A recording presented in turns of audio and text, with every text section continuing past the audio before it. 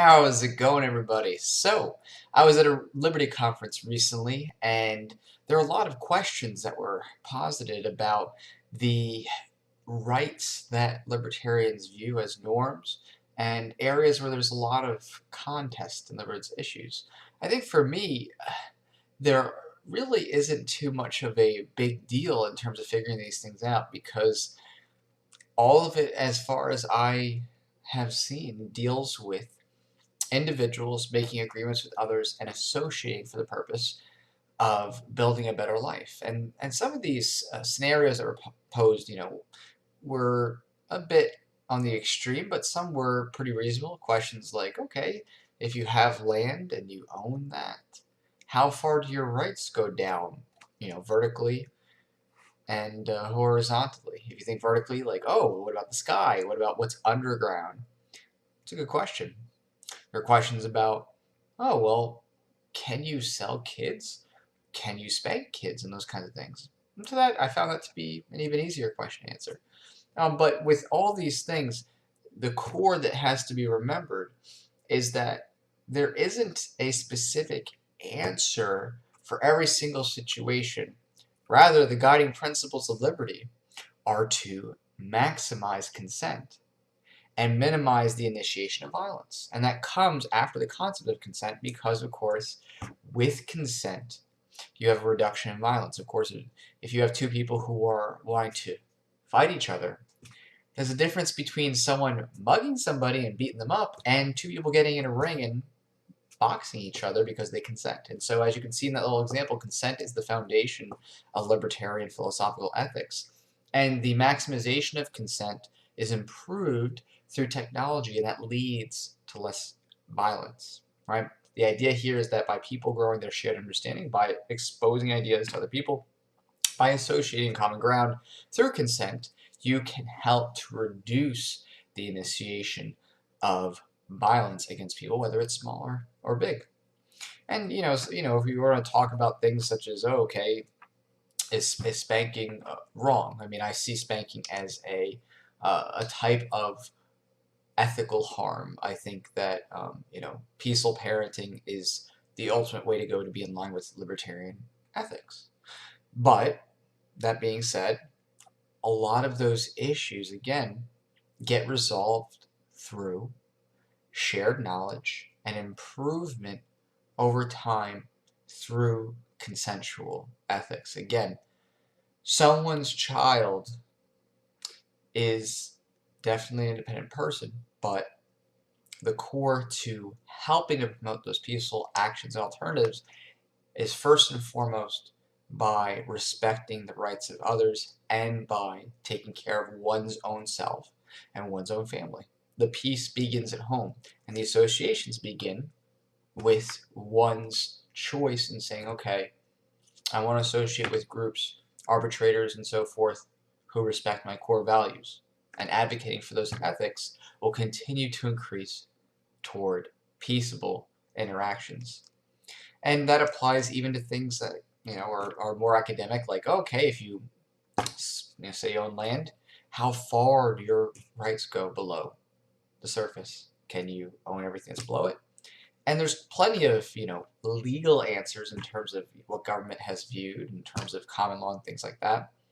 But I think that, like any other solution that involves maximizing consent, minimizing the initiation of violence, there will be a market solution through people associating for those purposes of protecting those rights that is going to end up making a lot of sense for most people who seek to actually have systems in place, protections in place, and associations in place where the body is respected, where private property is respected, and where social norms begin to become respected through voluntary means.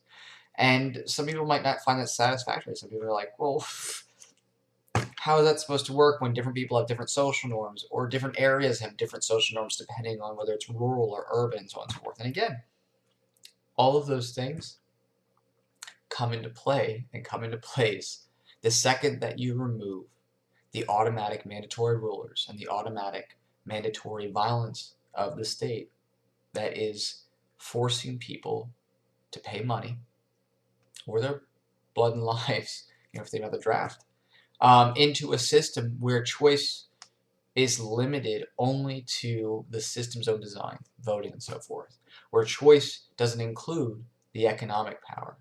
And again, economic power here does not mean that, oh, there's a couple of rich people that rule everybody. If you take a look at the real numbers of wealth, even across the United States, the richest of the rich can barely afford what is a couple of buildings in a major metropolitan area when you look at the numbers. The amount of wealth that there is, the amount of power that there is in individuals, especially who are associated for different things, is so far greater than the powers of an elite few. The power of elite few relies on threats of force. It relies on manipulation and on indoctrination. That's how it's always been. It's always been that the elite few, it wasn't money that kept their power. It was obedience to their dictates that kept their power. And they used money where possible to help foster that by hiring on people to guard family interests, especially royal family interests. But once you get rid of that and that's no longer seen as a construct, an ethical construct, everything dissipates. All those power structures dissipate quickly because now it's about who is providing safety protection and maximizing this based on consent through market measures. Doesn't mean that everything's always going to be perfect. There is no such thing as utopia because everyone's utopia is different. There's tons of people who have different ideas of what the world should be like at its best. But the best part about marketism is the ability for people to associate and find others who share their idea of utopia and to build that without being drawn into automatic and mandatory rulers and violence of others, where violence, that is the initiation of force against others, is seen as an ethical wrong. And so, although there were a lot of interesting questions that were fielded during this, I guess you could say, academic forum, none of them were really daunting because they all fall down the same path, and that is that at the end of the day, is your solution moving toward increasing consent and minimizing the initiation of violence.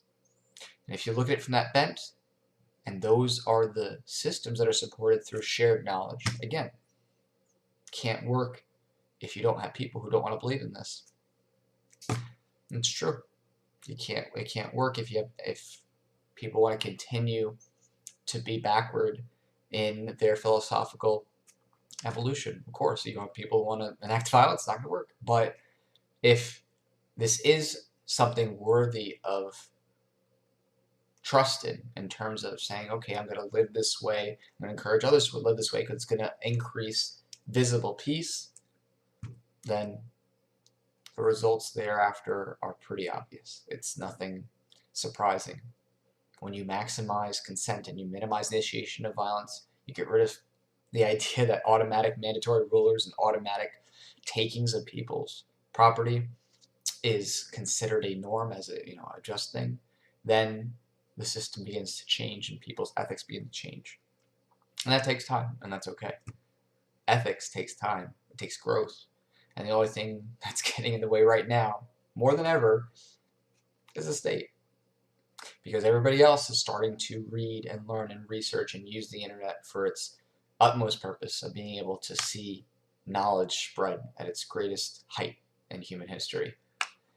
And that's helping people realize that, wow, all of these artificial psychological barriers, they're just causing fear and destruction. They're not building people up. They're breaking people down.